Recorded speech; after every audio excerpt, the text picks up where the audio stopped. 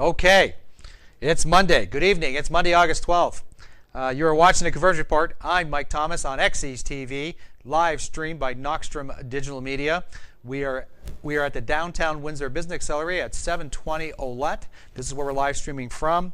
And we're going to have a great show tonight. Tonight in the Convergence Report, with low vacation week for everybody last week. So if you're kind of trying to tune in and you didn't see us, we kind of took a break. You could have still saw the other shows on YouTube. But I'm still going to finish up with the Ontario by-election just to keep continuity. As you watch one, you'll see the other.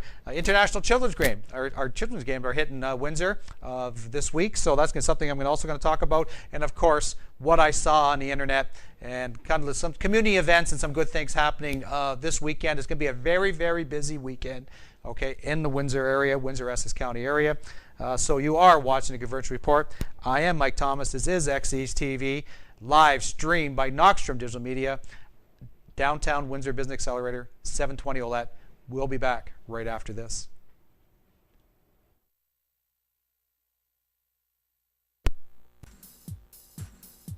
You're watching XE's TV, broadcasting live from downtown Windsor for the Windsor Downtown Accelerator, and this is the Convergence Report with Mike Thomas. We'll be right back after these messages.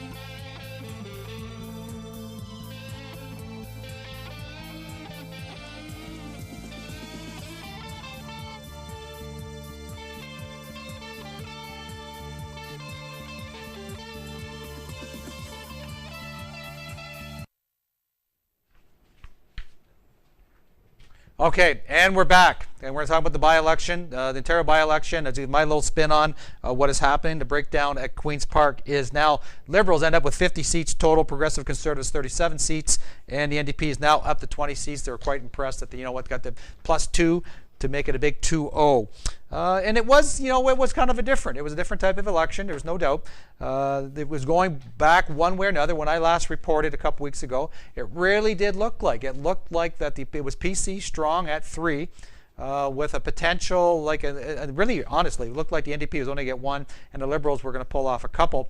But it was kind of back and forth. There was a couple ones around 50%. So it really was, and with all the Stephen Harper stuff going on. That it really was a lot to see. So, and wonder what was going to happen with Tim Hudak and his PCs at the end of the day. So we'll take a look at it. PC at Etobicoke Lakeshore. If we go to the next slide, I can talk about a couple of them, Alex. It was Laurel Broughton's kind of spot, and she was kind of looking at Doug Holliday was the main player. Deputy Mayor of Toronto kind of got parachuted in there, and it was supposed to be PC, and it was. It ended up being PC, and was a big one because they really haven't had a PC in the Toronto area for I think a number of years. I think it was 10 plus years last time, or 10, 15 years before PC last had a riding in the greater or the GTA, the Greater Toronto area. So it was kind of there, and so they got the 1. So that wasn't too bad. Scarborough Guildwood, that was Margaret Best's riding, and she resigned her seat, and it was Liberal riding, pretty tough Liberal riding. They kind of, Mitzi Hunter is for the Liberals. Who was it? Hunter, okay, or not Mitzi Hunter, but the PC candidate, Ken Karupa, did the very best, but they really weren't. This was pretty solid Liberal the whole way, so it was 1 PC, 1 Liberal. Ottawa South, that was what they considered to be some of a scary one.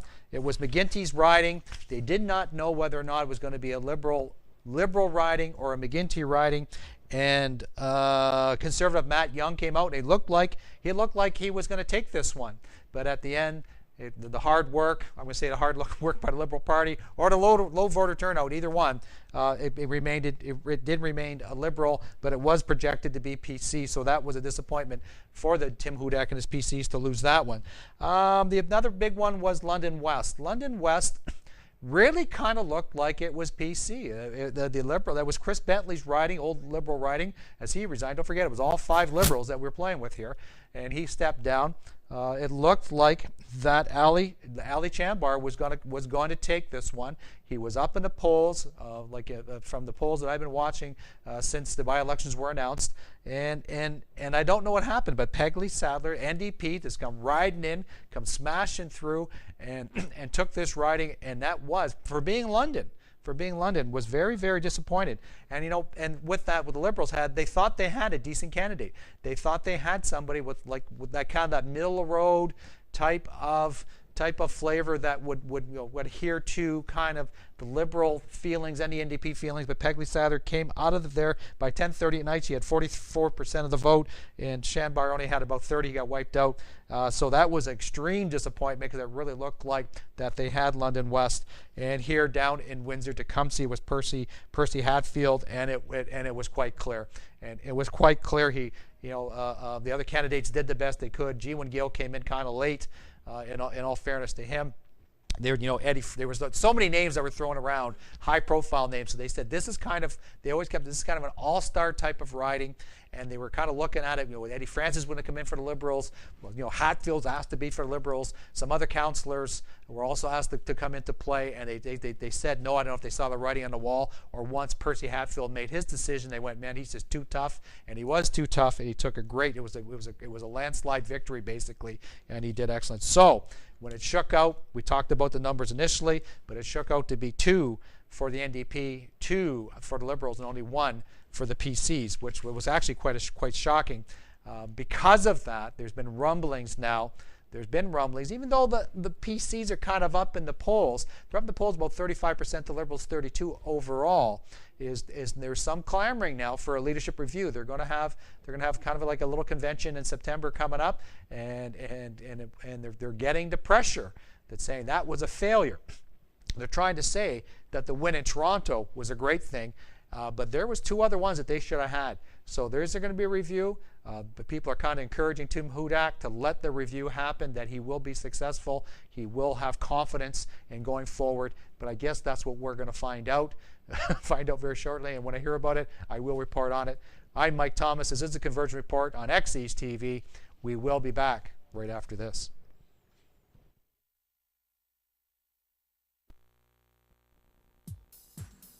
You're watching XE's TV, broadcasting live from downtown Windsor, from the Windsor Downtown Business Accelerator, and this is the Convergence Report with Mike Thomas. We'll be right back after these messages.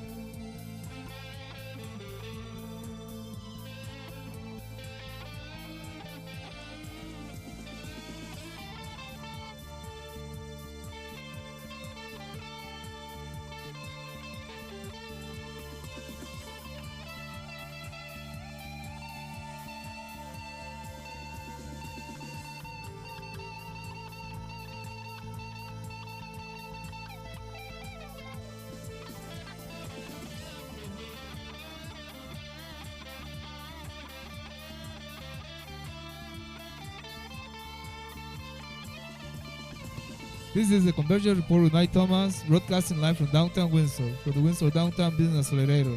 We'll be right back.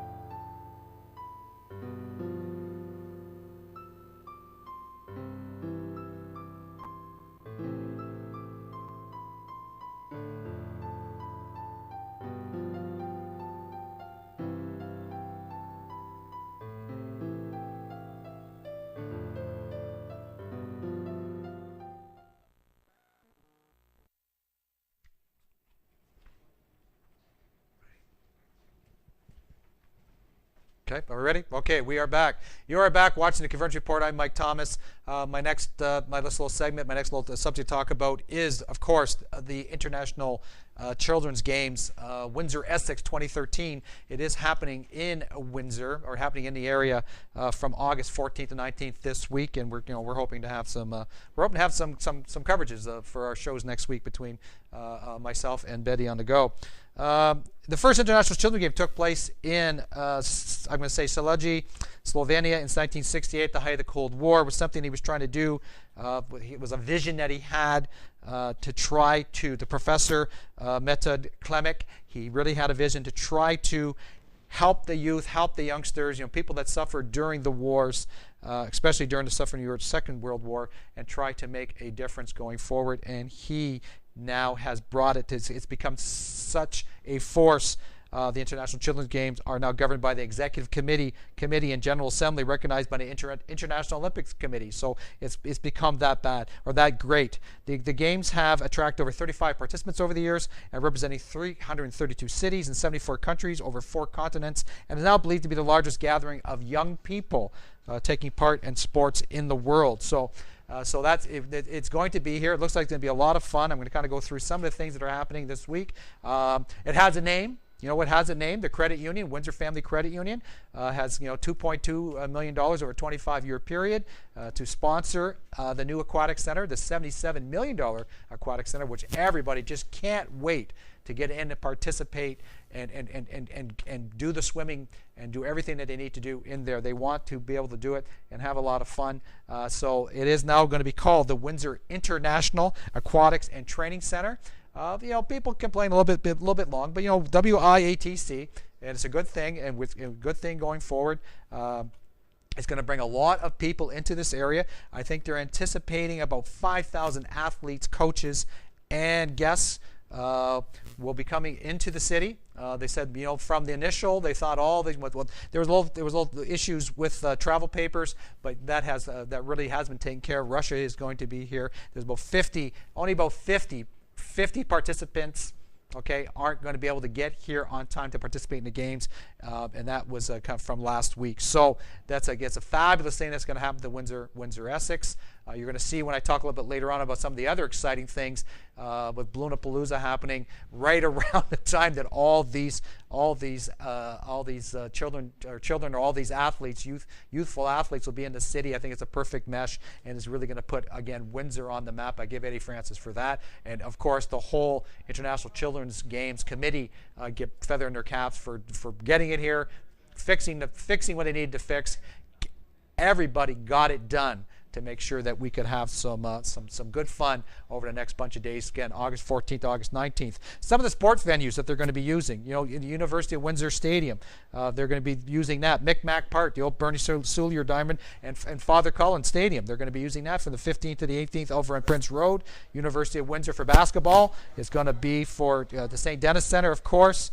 And using Forester High School. Forester is going through some tough times right now. So, utilizing the spaces that we have in the area, in the core of the area, in the west side of the city, I think it's just fabulous. Football, or soccer as it's called, McHugh Soccer Stadium on McHugh Street. Gymnastics will be at the Ford Glade Arena. Swimming, of course, will be at the Aquatics Complex. And again, there's so many people that want to see how that's going to go and how many, what kind of records are going to be set. It's going to be perfect. Parkside Tennis Club is going to help with the tennis, and of course St. Clair College is going to be there for participating with the volleyball.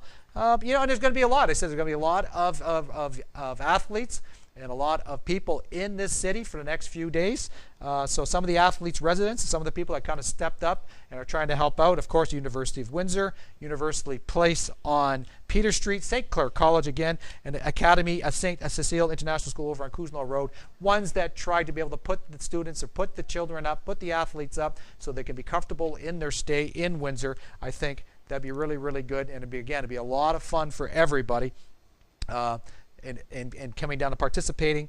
You can follow them on Facebook. There's no doubt. I'm going to say facebook.com. Just look them, search the International Children's Game, ICG. You will get their sites. You can follow them on Twitter. There can be a lot of Twitter things happening reporting out in this city. We have a lot of good Twitterites out there that are going to take care of it. You'll see some of the information on YouTube, and you also can follow Instagram. You'll see a lot of pics on Instagram. I think, again, it's going to be quite dynamic, and a lot of social media.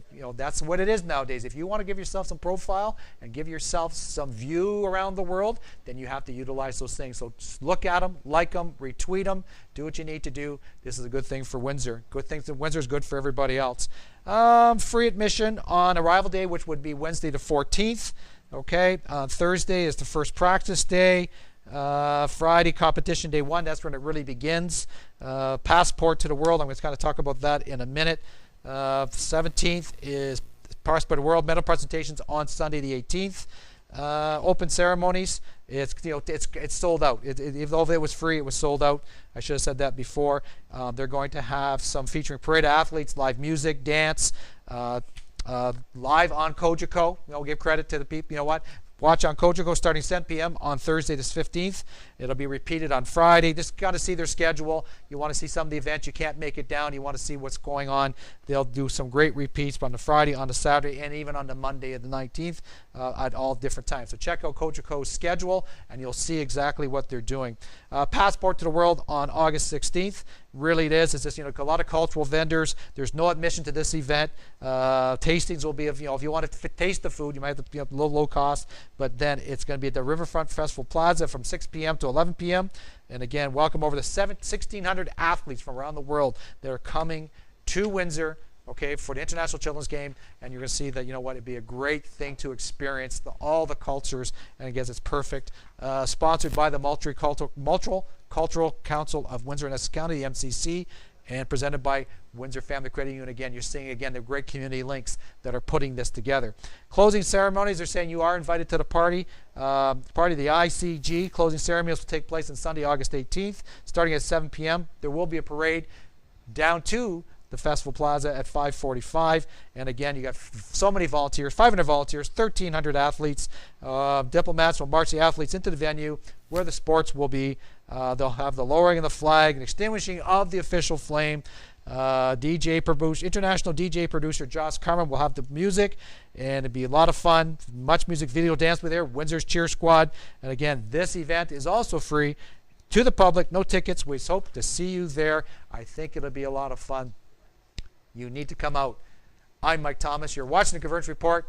Come out to the International Children's Game, ICG. Check it out. You can find it anywhere. I'll be back right after this.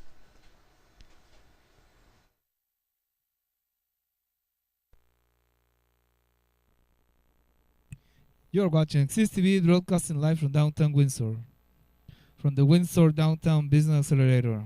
And this is the Convergence Report with Mike Thomas. We'll be right back after these messages.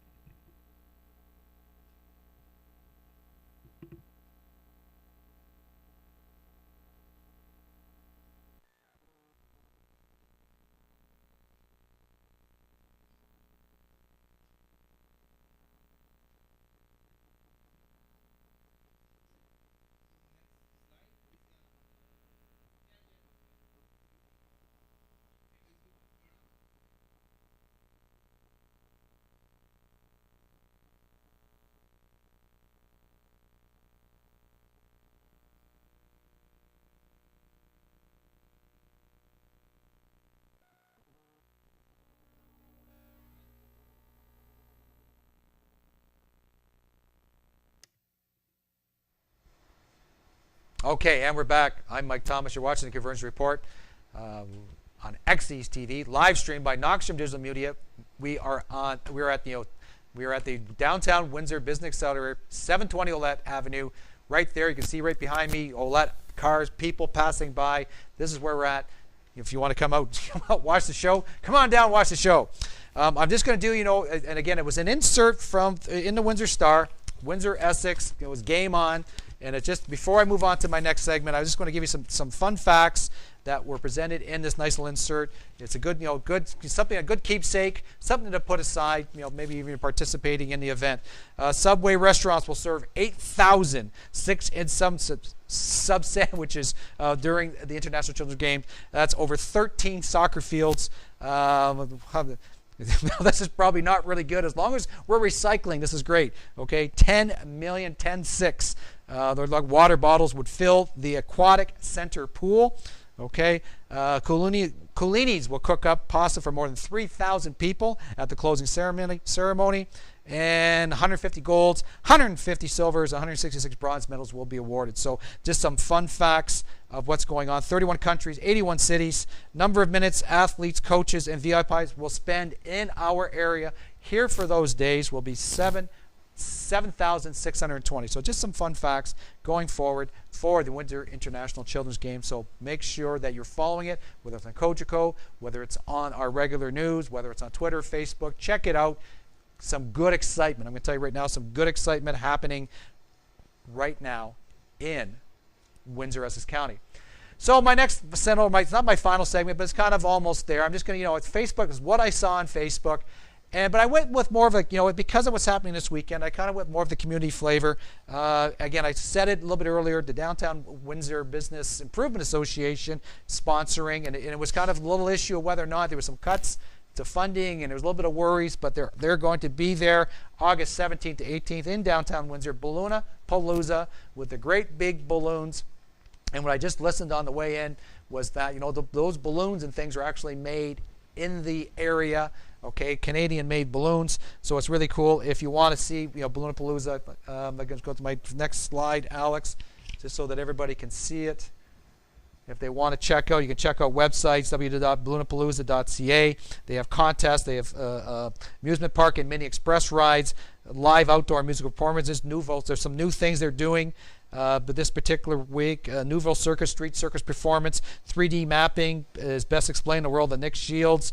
Imagine taking a 100-year building, changing its shape and surface so that it'll come alive in ways you can see. So that's some good, fun things that are going to be happening all around the International Children's Games. So again, check out, if you want to email it for information, at balloonapalooza.ca, or check out their website.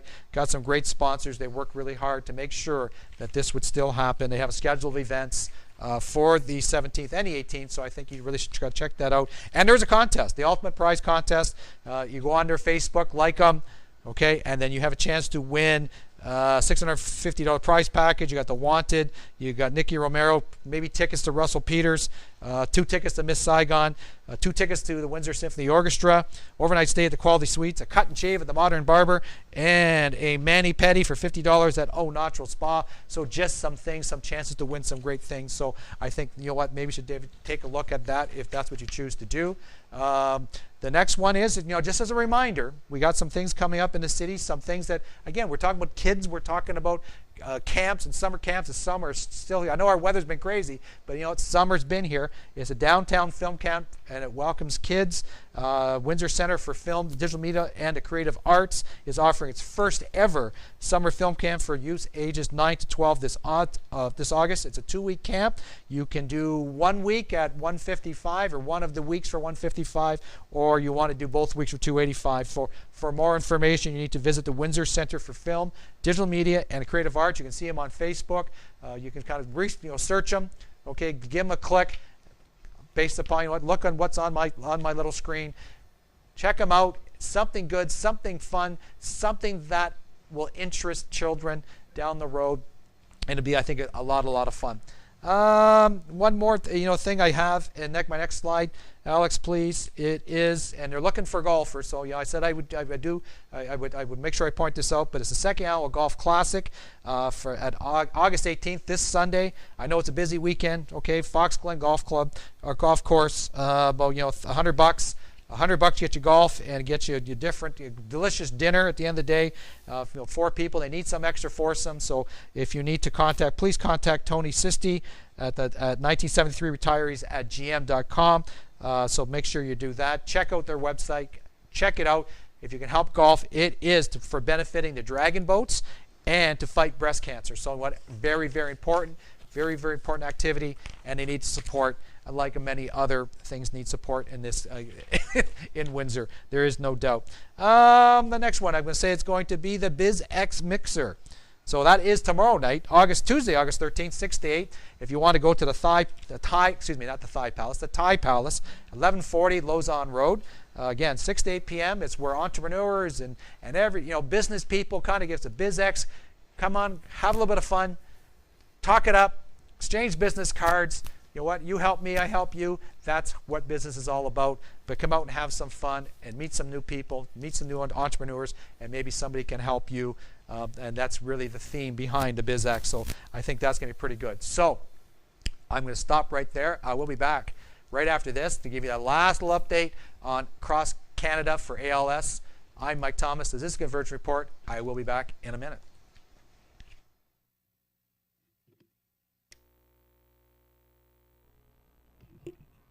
You're watching the XTV broadcasting live from downtown Windsor, from the Windsor Downtown Accelerator, and this is the Convergence Report with Mike Thomas. We'll be right back after these messages.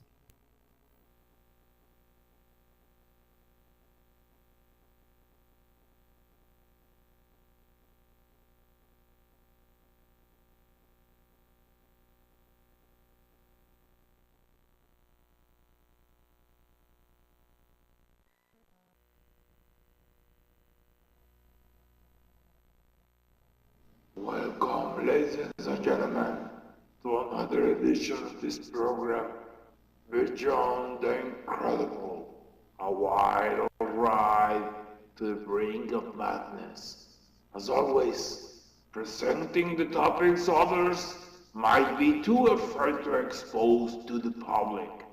But let me tell you, the truth is beyond incredible, as it is the title of this program.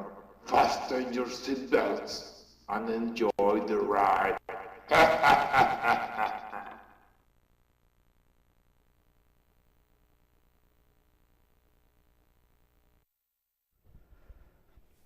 Okay, and we're back. You're watching the Convergence Report. I'm Mike Thomas, and I've been following this for once we started the show, and once we wanted to have a little bit of community flavor, talk big politics, talk this and talk that. But there were 5 guys or 5 riders that we're doing the trip, okay, across Canada for ALS, and you know what? He called it. He actually called it the final curtain.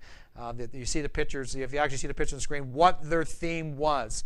What their theme was to make sure that rear wheel in the Pacific, and they were going to put the front in the Atlantic, and that's the 2 pictures, and that's what you see. All 5 riders, and they say now it's done. But there still is an appeal part of it. I'll hit that at the beginning, okay, and I'm going to hit it at the end. Okay, go to www.alswindsor.ca, and it says please get them to their targets. Check out that website. And he basically what he said, we are done riding across Canada, but really and truly they're not done yet. They want to thank everybody for all the assistance, for all the donations, for all the help, for for all the freebies when their bikes broke down across Canada. They say, they just didn't understand how great a country Canada really is and how great the people are. But you need to, again, go to www.alswindsor.ca, okay? Give a little bit more. That will help them. He kind of talked about, Ben Merritt blogged it across Canada, took some pictures. He said, yeah, the guys were getting on a little bit, but he took some gorgeous shots, and it really will be a great remembrance after it's all done and it's in the memory bank for the great things that Ben did. He did say, nothing against Ontario, nothing against what across Canada. You're running some tough times, obviously Calgary with the floods, but he really said the East Coast people from the Maritimes to the Atlantic province, some of the nicest people in Canada. Never met a more helpful French people. They covered 7,600 kilometers in 51 days. There was way more ups than downs, because don't forget that's a very long trip. You'll get tired at the end of the day. This is how long bike ride. You're up the mountains in the rain, okay? Cold some days. Our crazy summer weather across Canada. So they did that, and he said one of the highlights of all their lives, be able to do this, be able to participate in this, be able to survive it, to be able to come back home. And they are home now. I think they were done about August 6th. And you know what? And he thanks, I'm going to have to do this, he thanks his wife Nancy for allowing him to live his dream. And he actually, the biggest thing he had to do, with all the hard hills and all the hard rides, Okay, the biggest thing he had to do, hardest thing to do was being away from his wife Nancy. And he said, "I'm on my way back home." And this was last week. He's back now. And we have, just because I kind of know him and we kind of talked to him, it was kind of funny because he's still riding his bike. You know, he couldn't stop. After pedaling for 51 straight days, I think he's got to blend back into relaxation, and we hope that he's going to be able to do that. He says, "Thanks all," and his catchphrase at the end is, "Life is good," and it's been a good trip, and he's actually had an excellent time. So that was fabulous. Remember now, www.als.ca or alswindsor.ca if you want to do some last minute donating to make sure they hit their target. It's a great cause and they did a great thing, okay, for Windsor. So that's the show for tonight. Don't forget, like us on Facebook, check us out. Again, I say use email me at writermiker@gmail.com, or my Twitter is also writermiker. So check it out. Check out the show. Check out the other shows. Tell me what you want to see. Tell me what you think of the show. Are we hitting or missing the mark? Okay, that's what I want to know. I'm Mike Thomas. This is the Convergence Report. Thanks for coming out on XE's TV, live streamed by Knockstrom Digital Media, down here at the downtown Windsor Business Accelerator. I will see you next week.